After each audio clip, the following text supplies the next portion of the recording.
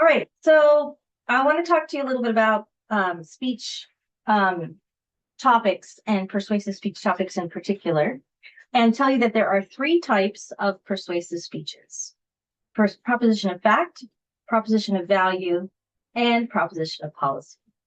And the reason this matters is because it kind of helps you distinguish the types of speeches you're giving from what other people are doing. And it also helps you identify the types of support you might have. And it gives you some parameters when you're thinking about your speech.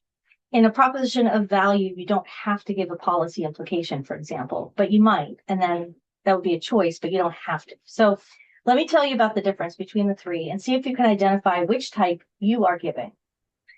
Proposition of fact is whether something is true or not. And you might think that's not controversial, but facts are controversial. Just think about the argument about whether or not the 2020 election was stolen, or whether or not January 6th was a violent insurrection or a peaceful protest, or whether God is real, or whether ghosts exist. All of those would make fantastic persuasive speeches. Think about your most popular conspiracy theory. Like one of the ones I have had students give a speech about before was whether or not all birds are dead right now. There are no real birds. There was a debunking of that, by the way, because this is a conspiracy theory that said that in the 1963 CIA attack on birds replaced them all with surveillance equipment. And believe it or not, yes, this is an actual conspiracy theory that's out there. So you could give a speech about that, and basically you're educating people about it and then telling them why it's not true. So if you want to find like the moon landing, if you want to argue the moon landing was hoaxed, or you want to argue that it wasn't, or whether JFK was assassinated by the mob, those would all make great persuasive speeches on proposition of fact. And in that case, you're really looking at your credibility and you're looking at evidence. That's really, really important in that type of persuasive speech. The next type of persuasive speech you might pick or give would be a persuasive speech of value. And in a persuasive speech of value, what you're doing is you're providing a moral or a judgmental assessment on whether something is good or bad, whether something is a good thing or like evaluative. So, for example, eating meat is wrong, or abortion should be illegal. Would be a proposition of policy, but abortion is wrong would be a proposition of value. So you can give the same speech topic a different framework, right?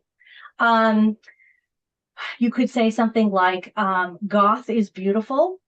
You could do that speech.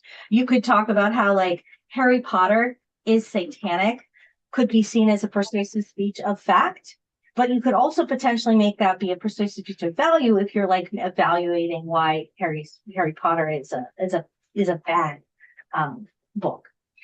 So the evaluative judgments are really important in persuasive speech of value. And in those cases, you need to really clearly define what it is you're describing. Like, what does it mean to be wrong?